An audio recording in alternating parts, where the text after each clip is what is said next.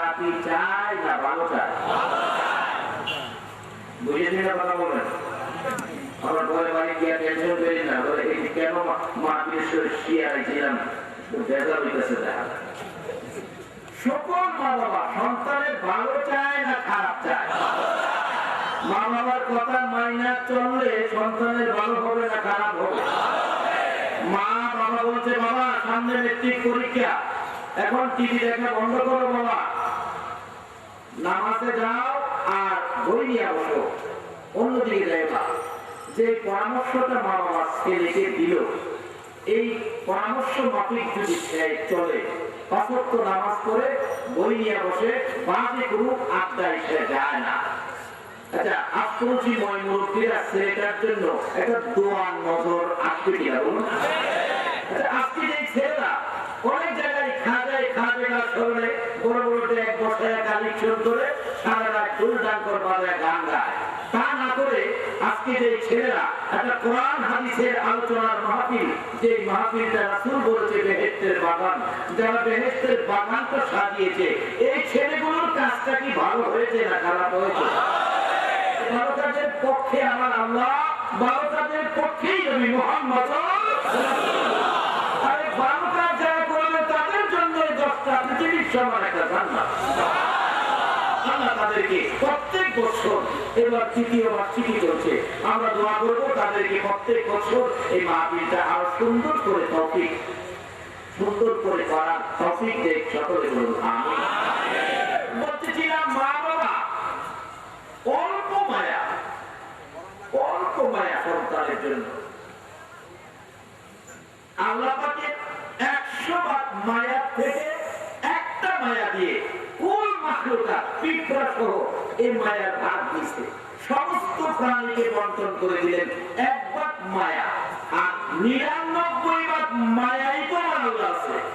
1 ভাগ মায়া সকল মাখলুককে দেওয়ার পরেও মা বাবা সন্তানের কত মায়া করে, সন্তানের ভালোর জন্য কত পরামর্শ, কত চিন্তা, কত উপদেশ দেয়। মা বাবার কথা মানলে দেখা যায় সন্তানের ভবিষ্যৎ ভালো হয়। আর 99 ভাগ মায়া যার কাছে আছে, সেই মালিক যদি আমাদের প্রতি দয়া মায়া দেখায়, ঘটনাটা কি সত্য হবে না? সেই মালিক আমাদের উদ্দেশ্যে বড় মায়া করে একটা উপদেশ, একটা পরামর্শ, একটা শান্তির ফায়সালা দিয়েছেন কোরআন শরীফে। কি বলে? দেখো তোমাদেরকে সৃষ্টি করেছে আমি, আমার তোমাদের প্রতি বড় মায়া দয়া আছে, বিদায় তোমাদের উদ্দেশ্যে একটা ওয়াজ করলাম কোরআন শরীফে। ইয়া আইয়ুহাল্লাযীনা আমানু, সুবহানাল্লাহ। সমস্ত পৃথিবীর মানুষকে বলে নাই, যদি ইয়া আইয়ুহান নাস বলতো এই ডাকে সব মানুষ করতো। এখানে বলছে ইয়া আইয়ুহাল্লাযীনা আমানু, তোমাকেও বলছে, তোমাদের মধ্যে যারা ঈমানদার, তোমাদের উদ্দেশ্যে আল্লাহ ডাকতেছে। মেয়ে এবং পুরুষ উভয়কে মাত্র কান পাতিয়ে শুনো, তোমা যে ঘরে রঙের শাড়ি পরে বউ হয়ে ঢুকছো, এই ঘর থেকে তোমাকে একদিন সাদা কাপড় পরায় বের করে দিবে। তোমার পছন্দের মার্কেটিং কাপড়, কত কষ্ট করে মার্কেটিং করে কাপড় আইনা সুকেস করছিলে, একটা কাপড় তোমাকে কবর দিতে দেওয়া হবে না। আল্লাহ তোমাকে পরামর্শ দিতেছে, ইয়া আইয়ুহাল্লাযীনা আমানু উদখুলু ফিস-সিলমি কাফা। ও ঈমানদার বিশ্বাসীরা, মেয়ে পুরুষ উভয়কে বলছে তোমরা পুরোপুরি ভাবে ইসলামে ঢুকে যাও। কিসে ঢুকতে দিচ্ছে? আল্লাহ কি আমরা বাড়ায় চাই না খারাপ চাই? মা বাবার পরামর্শ যদি ভালো লেখাপড়া করে ছেলেটা মেট্রিক পাস করবে, 5 ওয়াক্ত নামাজ গেছে, মা বাবার পরামর্শে মানুষ তাকে ভালো ছেলে করে, তার জন্য দোয়া করে আল্লাহ ছেলেটা পাস করা, ছেলেটা খুব ভালো। মা বাবার পরামর্শে এলাকার মুরব্বীর দোয়াও পাইল, মা বাবার পরামর্শে চইলা ফার্স্ট ডিভিশনে পাস করলো। যে আল্লাহ যে পরামর্শ দিছে, এই পরামর্শ মাইনা যদি আমরা চলি, আমরা কি লাভ হইত না? আল্লাহ বলছে ঈমানদার মেয়ে এবং পুরুষ উভয়কে তোমরা পুরোপুরি ভাবে ইসলামে ঢুকো। ওই ঢুকতে দিচ্ছে ইসলাম শব্দের অর্থ কি? কি সুন্দর পরামর্শ দিচ্ছেন আল্লাহ। আপনারাই বলতেছেন, ফয়সালা দিতেছেন, ইসলাম শব্দের অর্থ কি? আর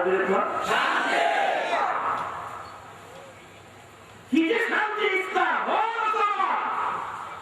একটু চিন্তা করে দেখলো না ইসলাম যে কত শান্তি।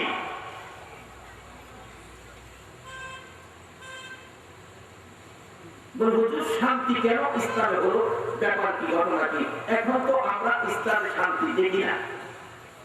জ্ঞানী সমাজ মনে মনে টেনশন আসতে পারে, আপনারা তো বলেন ইসলাম শব্দের অর্থই শান্তি, এখন তো আমরা শান্তি দেখি না, কিন্তু শান্তি বলা হলো কেন?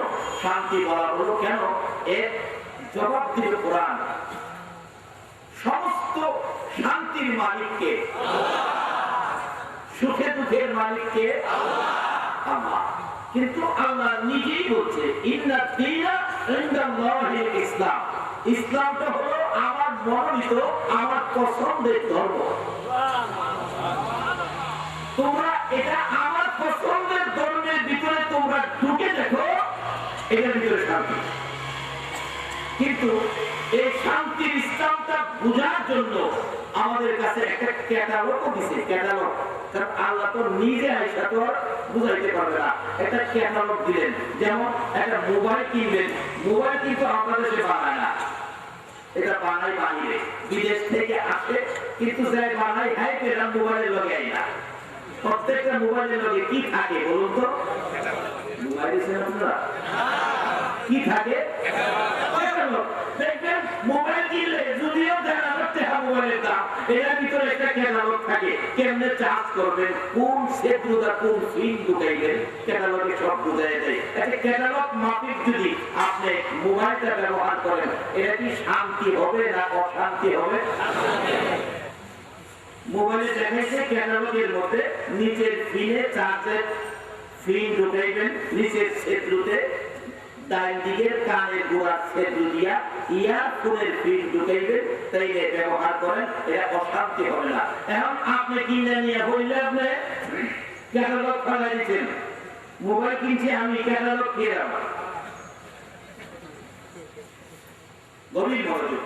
আমি কথাগুলো বোঝানোর চেষ্টা করছি যুক্তির সহিত, বাস্তবতার সহিত। ক্যাটালগ ফেলাই দিচ্ছেন, এবার যেই সেটুটা ইয়ারফোনের ফিন ঢোকানোর কথা, আপনি সেই সেটুটা চার্জের ফিন ঢোকাইছেন। বলুন এখন কি শান্তি হবে না অশান্তি হবে? ইসলাম আল্লাহর মনোনীত ধর্ম, এটা শান্তির ধর্ম। শান্তির ধর্মের বুঝ নেওয়ার জন্য ক্যাটালগ দিয়েছে কোরআন। এখন গান শিখাইবার মাস্টার বাড়িতে নিয়ে ৫,০০০ টাকা বেতন দিলেন, সারে গামা পাদা নিশা শিখাইতে। একটা কোরআন শরীফ শিখাইলে, যে কোরআন সঠিকভাবে শিখলে শান্তির ইসলামের সন্ধান পাবে, একটা শিক্ষকের বেতন মাত্র ১৫০। শান্তিটা পাবেন কোথেকে?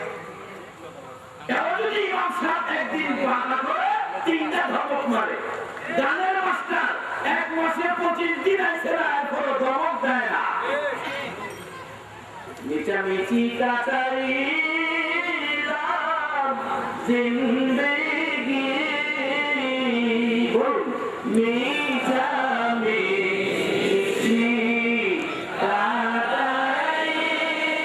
কাটাইলাম জিন্দেগি, চোখে দেখা হারাইলাম বন্দি, হাইরে চোখে দেখা হারাইলাম বন্দি। তার বাবারি, তার বাবা, তার বাকি, তার বাবারি, তার বাবা, তার বাকি,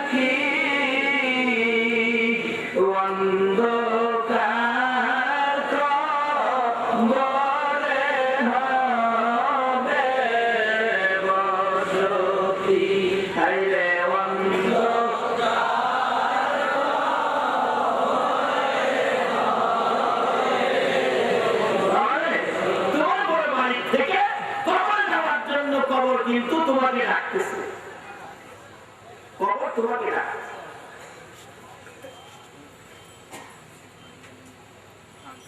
বলতেছিলাম শান্তির ইসলাম পূজার ক্যাটালগ হলো মোবাইলের ক্যাটালগ ফলায়া বেশকম ব্যবহার করলে যেমন শান্তি হয় না, ক্যাটালগ কোরআন বুঝে যদি ইসলাম করে নিতে পারেন তাহলে এই ইসলামের ভিতরে অশান্তি।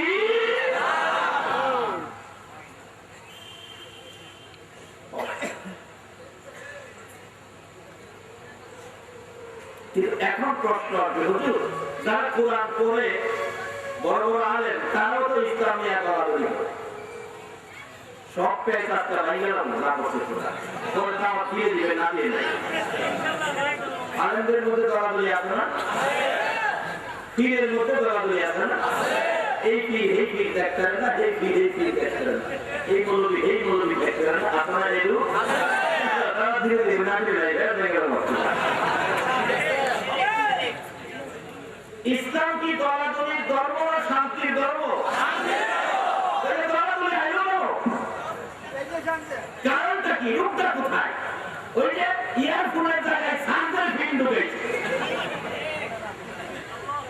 তার কারণ হলো ক্যাটালগ বুঝে নেয়। আপনারা এই কাজ করেন কেন? তাহলে আমরা তো মানুষ, কারণ আমাদের একটা প্রকাশ্য শত্রু সবসময় ঘুরতেছে নিজেকে। আপনারা সব জানেন তাহলে আমার তাও দিয়েছি এটা কি কি? তবে আলেমদের পিছনে শয়তান খেয়াল রাখে বেশি, কেন? কারণ আপনারা দেখবেন যে ঘরে মাল বেশি এ ঘরে সুদের ভয় বেশি। একজন আলেমকে যদি ফেসো লাগাই দিতে হবে তাহলে মহল্লাতে অশান্তি কেবল কিন্তু আলেমের পিছনে বেশি করে শয়তান যেহেতু আমাদের পিছনে থাকে আমাদেরও একটু ভুল বোঝাবুঝি হইতে পারে, কিন্তু সংশোধন হয়ে যাব আমি যখন আমার আমিত্বটাকে বিলীন করি।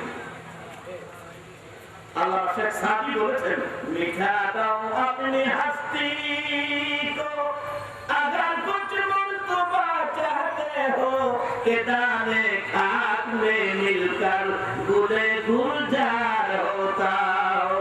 अल्लाह अकबर। আমিত্বটাকে বিলীন করে দিতে পারলেই আপনি ধনী হবেন, সম্মানী হবেন, নামী দামি হবেন, দুনিয়া ও আখিরাতে বাদশা হয়ে যাবেন। মূল কথা হলো আমিত্ব। আল্লাহ এটাকে এইভাবে বুঝে গেলেন, আপনাদের কষ্ট হবে কিভাবে বুঝে গেলেন? আমি তো বলছি ফার্সি, এটা বুঝাইছেন বাংলাতে। আসুন উনি বলছেন এক ব্যক্তি আম কিনছে, আম ছিলেন না ফজলি এই বড় আম 70 টাকা আম কেজি কিনে বাড়িতে দিছে। বলুন বাড়িতে কিনে বাড়িতে শেষরায়া কেন আরে বাবারে, কেউ কাঁদে রয়েছে, কেউ আবার মাথায় রয়েছে, কেউ আবার আমাদের বুকে রয়েছে। এইভাবে যত্ন করে আবার বাচ্চাদের নাক লাগায় জ্ঞান কি এত যত্ন করে এত সমাধান করে বাড়িতে দিছে। তাকে বলুন তো আমরা চাইটা খাইয়া বড়াটা কি কেউ সুমাইছে? বড়াটা কি করছে? বড়া দিতে মানাতো না, আমাদের ধরে বেড়া একটা বাচ্চা বড়া দেখবেন ঘরের থেকে খাইয়া একটা ডিল আসছে আমার বড়া দেয়। এটা কি বস্ত্রালয়ের নিচে বসছে না পৌরসভার ময়লার মধ্যে বসছে না পায়খানা কিনারে বসছে, এই খবর ফেরার কেউ হয়েছে। আল্লাহ শেখ সাদি বলছে কেদানে হাত মে মিলতা, ওই মাটির কাছে পড়ে যখন কানতে ছিল মাটির আমের বড়া, মা দিয়ে জিগায় কিরে তুই কান্দুস কি লেগা? আল্লাহ শেখ সাদি কথা বলছে তুই কান্দুস কি লেগা? আমের বড়া কয় ভাই মাটি কান্দি দুঃখে মনুষ্যিতা আমাদের মাথায় কইরা কাঁধে কইরা বুকে চাপাইয়া চুমাইয়া লাইতাছে, আর আমার খায়া একটা দিন আছে আমি কই ফললাম পুত্রা নিল না, ঠিক করে আমার কি বললাম আমার কি বলবো, এই দুঃখে কান্দি। আল্লাহ শেখ সাদি কথা বলতেছে আমের বড়া কয় দুঃখে কান্দি, মা দিয়ে কয় এ আমের বড়া তুই আমার মধ্যে তোরে তুই বিলীন করে দে, আমি বিচারটা করে দেব। মাটি বলতেছে তুই মাটি এনে গিয়া, অর্থাৎ তোর আমিত্বটাকে আল্লাহু আকবার, তোর আমিত্বটাকে তুই আমি মাটির মধ্যে বিলীন করে দে, মাটি হয়ে যা, তুই মাটি হয়ে যা, তাইলে আমি বিচারের রব করে দেব। মুন্সি করে পালাই আনছে, আবার তাহলে হাতে দিয়ে আমের গড়া কর ভাইসা পারবেন, তাইলে আমি রাজি, আমি আপনার মধ্যে বিলীন হয়ে যাব। তখন মাটি একটু ফাঁক হয়, আমের গড়া কাটতে মাটি ভিতরে ঢুক, মাটি দেয় ছাপা বাইরে হয় গাছ। আল্লাহ শেখ সাদির কথা বলতেছে, কথাটা কি বুঝাইতে পারতেছে আপনাদেরকে?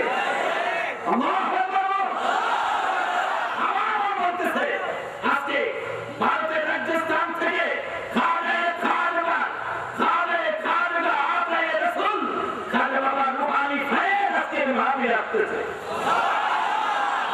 আল্লাহ রুহানি ফায়েজ, আল্লাহ নজরের আওতায় পড়লে মাটি সরল হয়ে যায়। কিভাবে হয়? আল্লাহ যদি তৌফিক দেয় আমি বলবো আসতেছি। আল্লাহ শেখ সাদি বলেন মাটি কয় আমার মধ্যে, তুই আমার মধ্যে তৈরি কর, তুই মাটি হয়ে যা, বিচার করে দিব। আমাদের করা মাটি চিপা গেলে মাটি চাপা দিচ্ছে, দেখবেন গাছ বেরিয়েছে, গাছ বেরিয়েছে। এই যে এক হাত লম্বা আমের গাছের একটু গাছটা দেখলে পরিচয় থাকবো কি না? তো বোমাই যে গাছের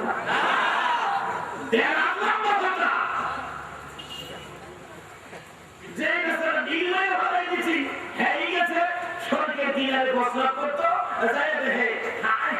সোনালী রঙের পাতা দেড় ঘোষণা বন্ধ কিনা উঠতে খাওয়া গেছে, খাইয়ে চিরানি মাছকে ভালো মা করিব ভালো মা ঘোষণা করতে গিয়ে সিল্লা কি লেগা কই যায় এই দিন যে ফোন দিয়ে আনছিলাম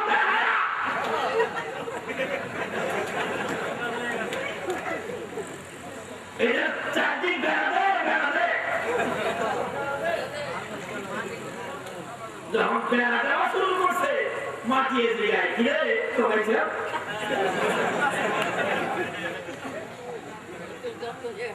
কখন যখন আমিত্বটাকে বিলীন করে দিয়েছে। ও তুমি কি হয়েছো এটা দেখো না, কি করেছো সেটা দেখো, কি হয়েছো এটা দেখো না, জগতে আল্লাহ আল্লাহ রাসূল পাওয়ার জন্য কি করেছো সেটা দেখো। তাই তো শেখ সাদি বলেছে মিঠা দাও আপনি হস্তি কো अगर कुछ मर्तबा चाहते हो कि दाने खाक में मिलकर, पक्षीते दाने कोई बोले खाक कोई माटी के दाने खाक में मिलकर गुले गुलजार होता। बेहतर है ही कोई बोल दिया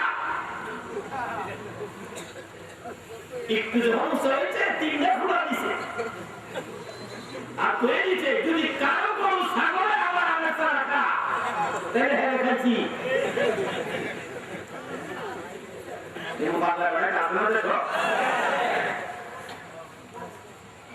যাই হোক খোলা তিনটা আমার এই জায়গায় গিয়ে আমার কথা মাইলে পাইতেছি।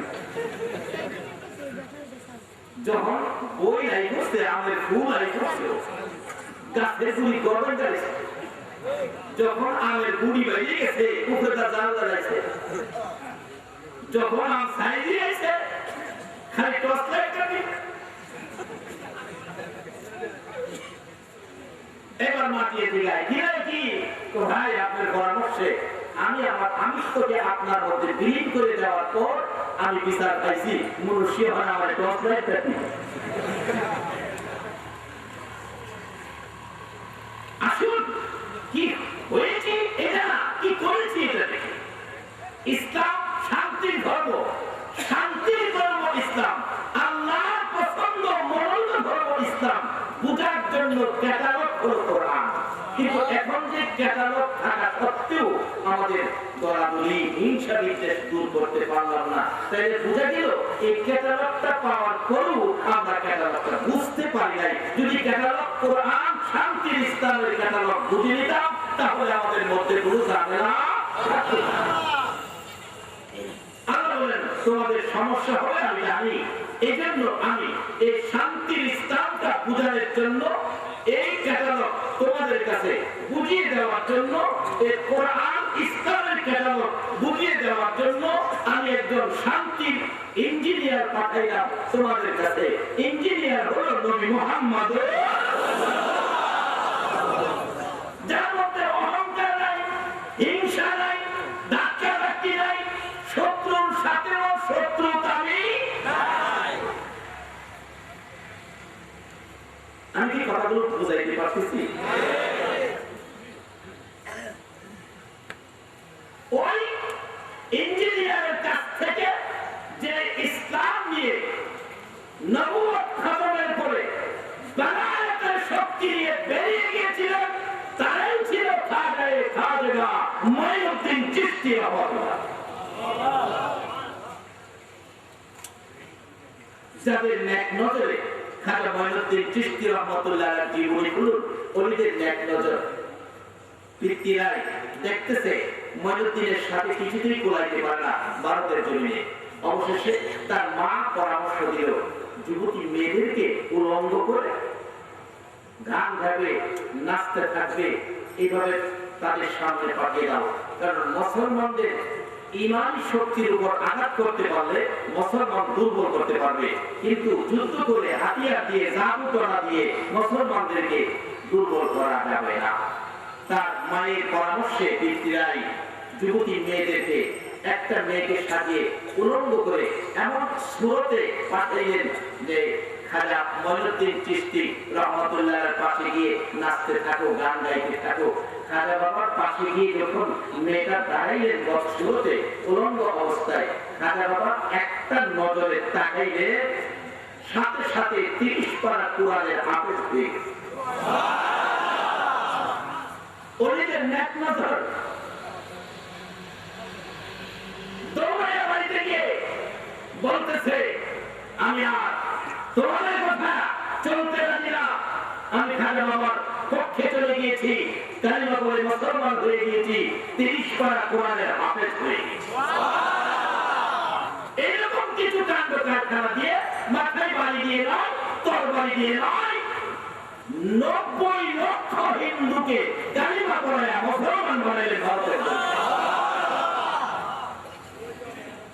বলতেছিলাম আল্লাহর ওলি আলে খাজা আলে রাসূল নবী নির্দেশ করেছিলেন, এই খাজা মুঈনুদ্দিন তুমি হিন্দুস্তানের জমিনে যাও, যিনি ভারতের মাটিতে ঘুমিয়েছেন।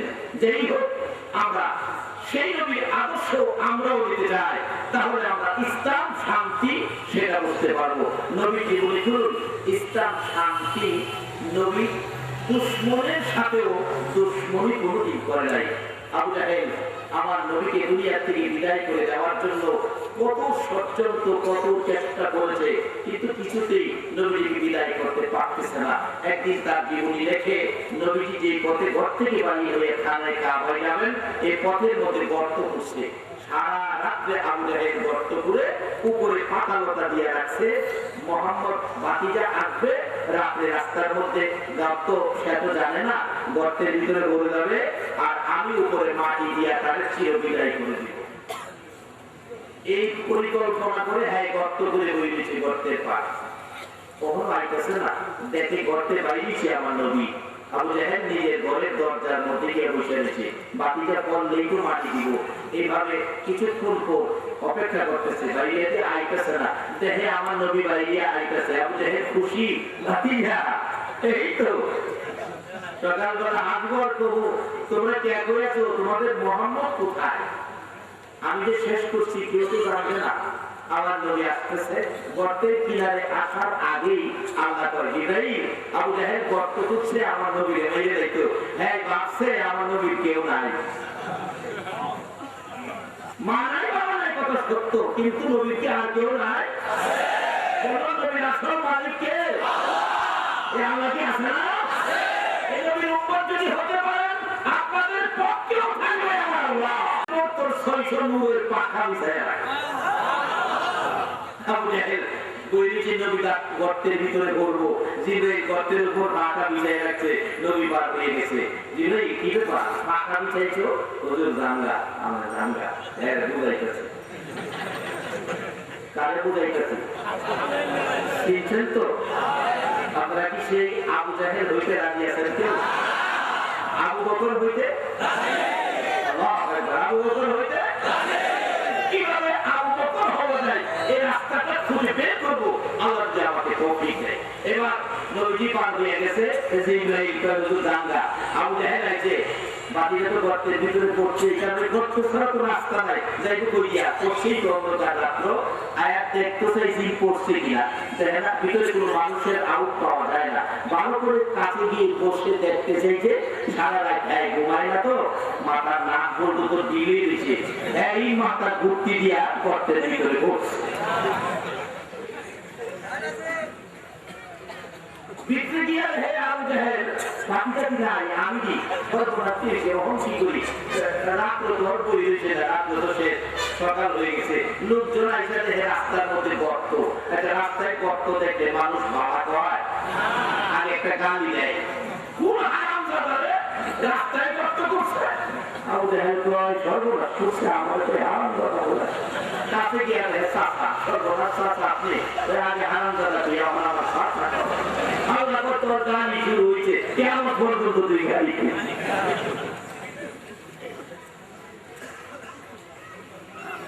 চারটি মানুষ ভিড়, চাচা আপনি কি ব্যাপার? তো গর্ত করছিলাম বাতিজা মোহাম্মদকে দুনিয়া থেকে বিদায় করে দেওয়ার জন্য, অন্ত গর্তের মধ্যে আমি করে গেছি, তোমরা আমার তুলো। একজন নিচের দিকে হাত দিছে, আবু জাহেলের উঠাইতো, আবু জাহেল নিচের থেকে উপর দিকে হাত দিছে। আল্লাহ জিবরাইল যে বন্ধুর লেগে গর্ত করছে, বন্ধু না আওয়া পর্যন্ত এই গর্তের হাত যাতে একসাথে না লাগে, মাঝখানে আবার বাতি লাগাইলো, বাতি। অনেক দোকান বলে একটা থাকে না, আজ নগদ কাল বাকি, আজ নগদ কাল বাকি। এক বেচারা বৃষ্টি বদলের দিন, ব্যাঙ্গালি ড্রাইভার রোজগার ভালো হয় নাই, বাচ্চা কাছে কামতেছে, পেটের খিদা, দোকানে গেছে 1 কেজি চাল বাকি লইব, কালকে টাকা দিয়ে দিব, গিয়া দেখেন লেখা আজ নগদ কাল। আজকাল বাকি দিত না, কালকা দেখা বাকি। সকালবেলা দোকান খোলার আগে এই দোকানের সামনে দাঁড়িয়ে আপনার বাকি দিব, খুইলা দেখে আজকাল কি লেখা। আচ্ছা এটা কি জীবনে এটা নগদ হইল? আর জীবনে দেখে কাল বাকি। আল্লাহ তো চিনে আমার বন্ধু না আসা পর্যন্ত আজাদ বাকি, এটা যাতে নবী না হওয়া পর্যন্ত নগদ না হয়। উপর থেকে হাত দিছে একজন, আবু জাহেলকে উঠাইতো, নিচের থেকে আবু জাহেল উপরে হাত দিছে, আজাদ বাকি। আবু জাহেল ধমক দেয়, আজাদ বাকিতে একাত রশিদে দিছে, একাত রশি। আল্লাহ জিজ্ঞাসা জিবরাইল প্রভু আজাদ ঠিক আছে, ইয়াত রশিদে আজাদ ঠিক আছে, ইহাত রশিদে আজাদ ঠিক আছে। দিতে দিতে 70 গজ রশি দেওয়ার পরেও আজাদ আর বাকি পুরা হয় না। নিচ থেকে আবু জাহেলটাকে তোরা যাবে আর রশি দিস না, আর মাটির নিচে নিস না, বুঝেছি আমার বাতিরা কই, বাতিরা কই, আমার বাতিরা ছাড়া কেউ আমার উঠাইতে পারবি না। একজন যাইয়া খবর দে আমার বাতিরা যেন আমার বিপদ থেকে উদ্ধার করে দেয়। যেই নবীকে দুনিয়া থেকে বিদায় করার চক্রান্ত করে এত বড় দুশমন বিপদে পড়ছে, খবর দিলেন নবীজি আসার জন্য। একজন যে খবর দিলেন কে রাসূলুল্লাহ আপনার চাচা 70 গজ মাটির নিচে, নবী গো আপনি গেলে উদ্ধার হবে, আপনি যাইতে বলছে। আমার নবী এত বড় দুশমন দুশমনি করে, তার সাথে দুশমনি করেন নাই, ঘর থেকে বেরিয়ে গেলেন এত বড় দুশমন চাচা আবু জাহেলকে উঠানোর জন্য। আমার নবী ঘর থেকে বেরিয়ে যায়, সঙ্গীরা তাকে ইয়া রাসূলুল্লাহ আবু জাহেল আপনার সাথে সারা জীবন দুশমনি করে, এই আবু জাহেলকে ঘর থেকে উঠানোর জন্য যাইতেছেন, কেউ জান দরকার নাই। আমার নবীটাকে এরে আমার সাহাবীরা, ও আমার সঙ্গীরা, ও আমার আদরের লোকেরা, তোমরা শুধু যতই দুশমনি আবু জাহেল করুক না কেন রে, আমার মন চায় আমার চাচারে গর্তের থেকে উঠাইয়া দেওয়ার জন্য। আরে দয়ালু নবী প্রেমের ছবি, আর জগতে আমার দয়ালু নবী প্রেমের ছবি হাসর দিনে উম্মত বিনে হাসর দিনে উম্মত বিনে যাবে না নবীজি বেহেশতে দয়ালু নবী প্রেমের ছবি আসবে না জগতে আমার দয়ালু নবী প্রেমের ছবি আসবে না জগতে 63 সাল জিন্দেগি কাছে বলে উম্মতি 63 সাল জিন্দেগি কাছে বলে উম্মতি এখনো কান্দে শুয়ে মদিনাতে নবী এখনো কান্দে শুয়ে মদিনাতে দয়ালু নবী প্রেমের ছবি আসবে না জগতে আমার দয়ালু নবী প্রেমের ছবি আসবে না জগতে আমার নবী গর্তের কিনারে যাইয়া নিচের দিকে তাকিয়ে ডাক দিলেন চাচা গো ও চাচা কি অবস্থা তোমার আবু জাহেল আমার নবীর কণ্ঠের আওয়াজ শুনে যেন জীবনটা বেঁচে গেল উপরের দিকে তাকিয়ে বড় করে শ্বাস ফলাইছে বাবা তুমি আইছো বিপদে আছি বিপদ থেকে উদ্ধার করো আমার নবী প্রশ্ন করেছিলেন চাচা গো এত বড় গর্ত কে করেছে কে তোমাকে গর্তের ভিতরে ফেলেছে আবু জাহেল বলেন বাবা মনে দুঃখ নিও না গর্ত তোমার জন্য করেছিলাম আমি ওঠার চেষ্টা করি যতই উপরে উঠতে চাই ততই গর্ত নিচে যাবে বাবা গো আমি তোমার জন্য গর্ত করেছিলাম আমার নবী চোখের পানি ছেড়ে কাঁদে চাচা চাচা গো কোন অপরাধে গো গর্ত করেছো আমি তো কোনোদিন কারো ক্ষতি করি না কারো মাথায় বাড়ি দেই না কাউরে গাড়ি দেই না মাপে কম দেই না খেতে রাই কাটি না কেন গো চাচা আমার জন্য গর্ত করেছো চাচা গো তোমার কি মায়া নাই দয়া নাই তুমি না জানো গো আমার মা নাই আমার বাবা কোন অপরাধে আমার উপরে বিপদ চাপাইছো ইচ্ছা করলে আমার নবী গর্তের কিনারে যাইয়া উপর থেকে কিছু মাটি ছাইড়া দিলে আবু জাহেল ফাউটা হইয়া যাইতো কিন্তু আমার নবী তা করে নাই ইসলাম শান্তির ধর্মটাই বুঝাইতে চাইলেন ডাকতেছে চাচা গো উঠাইবো তোমাকে শর্ত হলো কালিমাটা পড়লে তোমাকে উঠাবো আবু জাহেল বলেন বাবা গো আমাকে আগে উপরে উঠাও আমি পরে কালিমা পড়বো আমার নবী নিচের দিকে হাত দিলেন আবু জাহেল উপর দিকে হাত বাড়ালেন আমার আল্লাহ কয় জিবরাইল রে আমার বন্ধু যেখানে শান্তি সেখানে জিবরাইল আমার বন্ধু যেখানে রহমত সেখানে আমার বন্ধু যেখানে শান্তি সেখানে বাকি বক্কা নাই সেখানে হাতে হাত মিলে গেল নবীজি টান দিয়ে উপরে উঠাইল চাচা কালিমাটা পড়ো আবু জাহেল পাঞ্জাবির বালু যাবে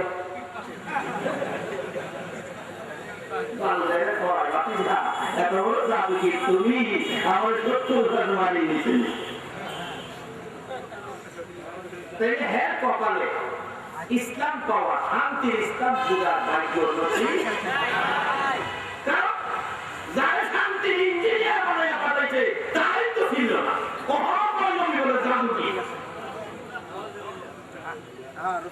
চীনা শান্তি পাইছে কে খালি আবু বকর না মহিলাদের মধ্যেও আছে মহিলাদের কথা কোথায় নাকি আমরা মনে কষ্ট নেই মহিলাদের দরকার আছে হ্যাঁ এত বড় বিপদে উড়াইছে কখনো কয় আমরা নবী বলে জানি আসলে যারা চিনে তারাও কিনে কি যারা চিনে তারাও এটা বাস্তব বন্ধ করি মা খাদিজা জীবনী মা খাদিজা ধনাত্ম ব্যক্তি ছিলেন শিল্পপতি ছিলেন শিল্পপতি সম্পদশালী ব্যবসায়ী ছিলেন কিন্তু 40 বছর বয়স একদিন খবর পাইল মোহাম্মদ নামে